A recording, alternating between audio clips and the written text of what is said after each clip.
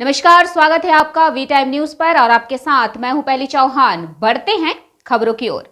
सूरत शहर के Pandesara police station के उच्च अधिकारी द्वारा कॉम्बिंग मार्च निकाला गया और पुराने आरोपी को साथ लेकर उनके घरों की तलाशी ली गई और गुनाहखोरी न करने का उच्च अधिकारी द्वारा आदेश दिया गया।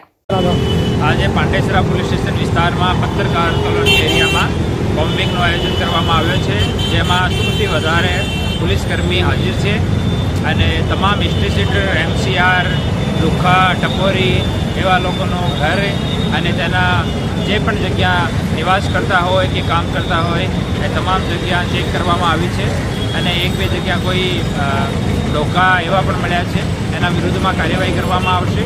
સાથે કોઈને ગરાજે ગેરકાયદેસર રીતે બાળવાત રહેતા હતા જેનો વેરિફિકેશન નહીં થયેલો હતો એના વિરુદ્ધમાં પણ કાર્યવાહી કરવામાં આવશે અને જેટલા લોકો પણ ટપોરીગીરી અને કોઈ ક્રાઇમ કરે છે આ લોકોને સખ્ત સંદેશ છે કે એ છોડી નાખે, નહીં તો પછી સુરત છોડવો પડશે। वी टाइम न्यूज के लिए सूरत से अंकित दुबे की रिपोर्ट।